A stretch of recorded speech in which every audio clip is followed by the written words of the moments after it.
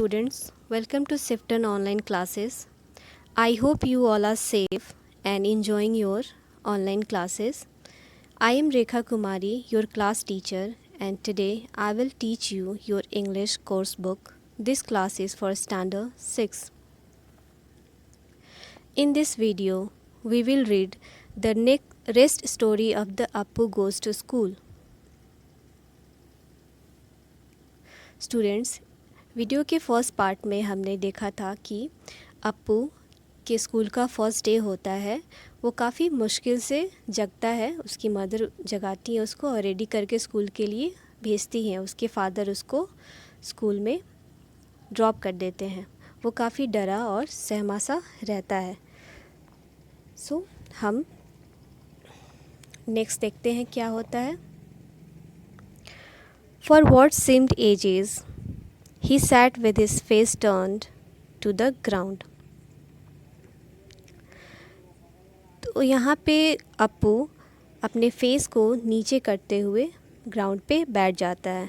Later, when he glanced up timidly, he saw that Guruji was weighing out rock salt for one of his village customer. उसने देखा कि उसके जो गुरुजी हैं, उसके जो टीचर हैं, वो उनका जो शॉप है उसमें रॉक सॉल्ट को तौल रहे हैं। किसके लिए? अपने विलेज कस्टमर्स के लिए। स्टूडेंट्स, आप लोग यहाँ पे देख सकते हो जो स्कूल है, गुरुजी जो है उनका एक शॉप है। वो उस शॉप को भी चलाते हैं और स्टूडेंट्स को भी सामने बैठा करके पढ़ा रहे होते हैं।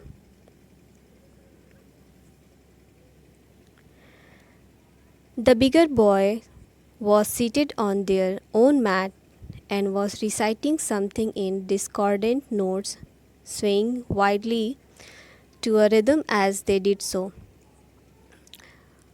अप्पू से जो बड़ा एक लड़का है वो अपने मैट पे बैठा हुआ है और कुछ याद करने की कोशिश कर रहा है, आगे पीछे झूमते हुए, जैसे आप लोग भी हिल करके कुछ याद करते हैं।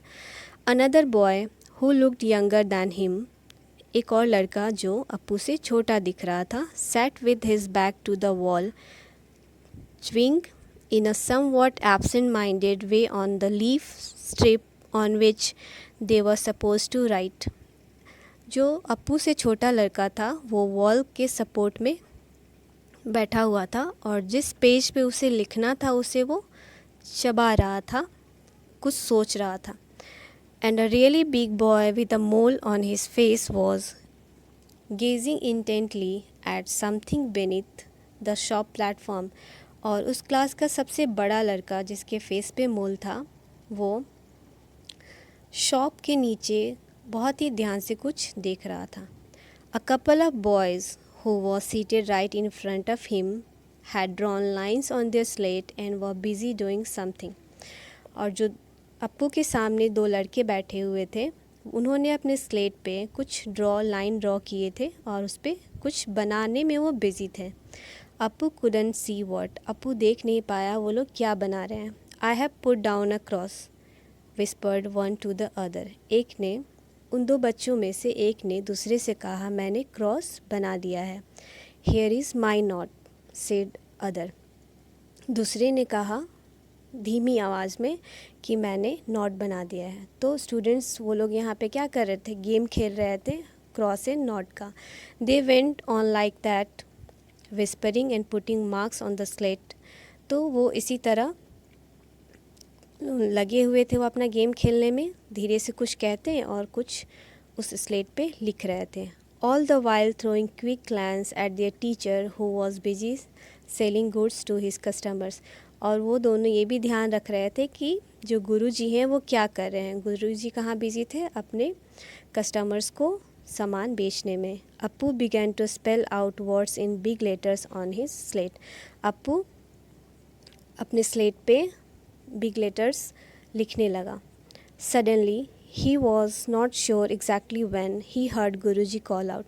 अचानक ही उसे सुनाई दिया कि गुरुजी ने बुलाया। Here you funny, what is that you are writing on the slate? गुरुजी ने कहा कि तुम स्लेट पे क्या लिख रहे हो फ़नी से।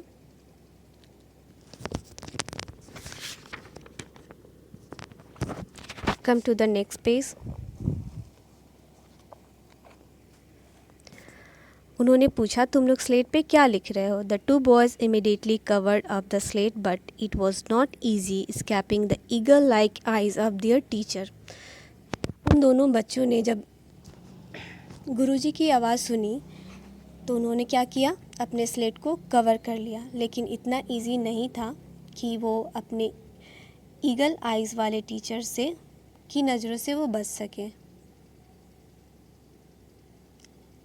Stay fetch me funny slate Gurumoshai bag. Gurumoshai ने कहा कि अपना स्लेट लाओ यहाँ। Before he had quite finished the big boy with the mole had snatched the slate away and presented it to their teacher who sat on the race platform of the shop. तो जो उस class का सबसे बड़ा लड़का था जिसके face पे मोल था, उसने क्या किया, उन दोनों से स्लेट को लिया और ले जा कर के गुरुजी को दे दिया। I see, so this is what you have been up to playing games. तो अच्छा, तो आप लोग गेम खेल रहे थे? गुरुजी ने दोनों को डांटा।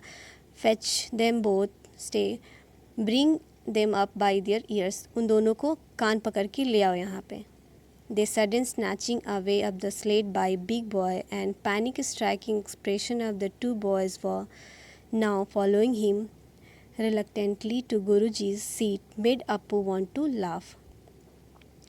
तो दोनों बच्चों से अचानक स्लेट को छीनना, बच्चों का अचानक डर जाना और उन दोनों को टीचर के पास ले जाना, ये सब देख करके अप्पू क्या हुआ, उसको हंसी आने लगी। And a little letter he did burst out laughing. और थोड़ी देर के बाद वो बहुत ही ज़ोर ज़ोर से हंसने लगा। For a bit he succeeded in holding back his laughter.